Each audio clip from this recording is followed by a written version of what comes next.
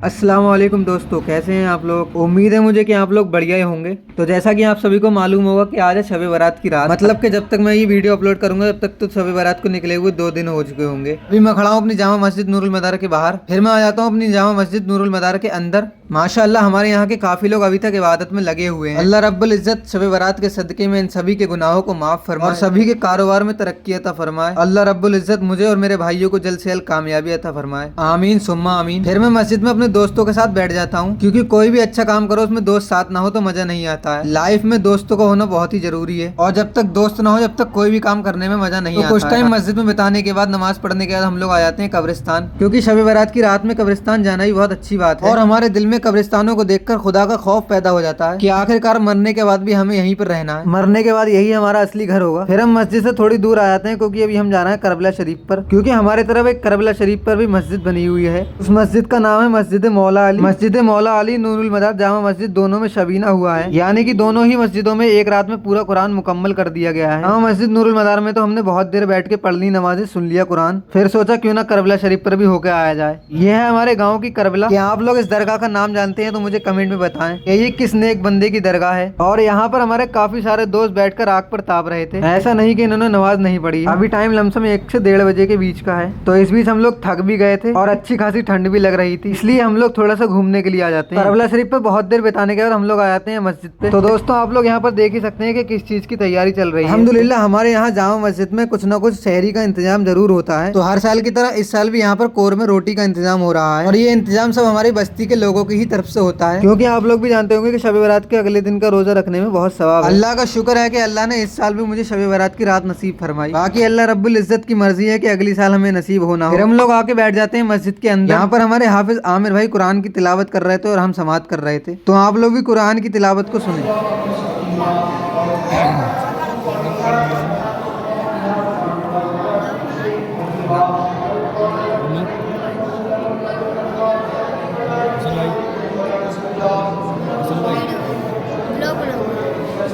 तो आपने हाफिज आमिर भाई का तो कुरान सुन लिया, फिर पढ़ रहे हैं हमारे हाफिज शजर भाई। माशाअल्लाह ये लोग बहुत ही प्यारे अंदाज में कुरान की तिलावत करते हैं। अल्लाह रब्बुल इज्जत मेरे भाइयों के इल्म में बरकत अता फरमाए। यहाँ पर जितने लोग भी कुरान की तिलावत सुन रहे हैं, ये बच्चे बैठे हुए हैं क्योंकि अभी ये थक गए हैं, इसलिए प्यारे प्यारे छोटे छोटे बच्चे एक साइड में बैठे हैं। रब्बुल इज्जत इनके इस जागने को कबूल फरमाए।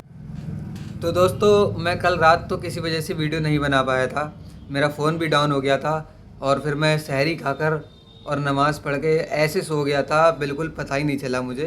मैं अभी 11 बजे के टाइम उठा हूँ दिन में, और 11 बजे उठ के मैं दुकान पे आ गया हूँ। तो दोस्तों अल्लाह रब्बुल इज़्ज़त का लाख लाख शुक्र है कि अल्लाह ने मुझे शब बारात की रात नसीब फरमाई। मैं बहुत ही किस्मत वाला हूँ जो मुझे ये रात मिली है, वरना कोई किसी का पता नहीं होता है दोस्तों। देखो कि ज़िंदगी कब चली जाए, कब ख़त्म हो जाए।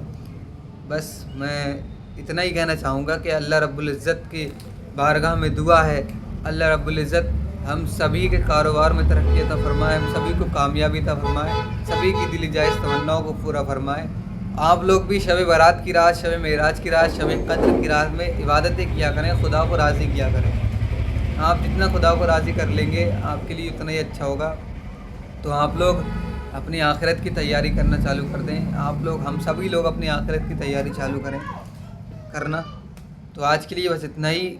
मिलते हैं इसके जल्दी ही कोई दूसरी ब्लॉग में, दूसरे नए वीडियो में, नए टॉपिक के साथ। अस्सलाम वालेकुम, जय हिंद, जय भारत भाई।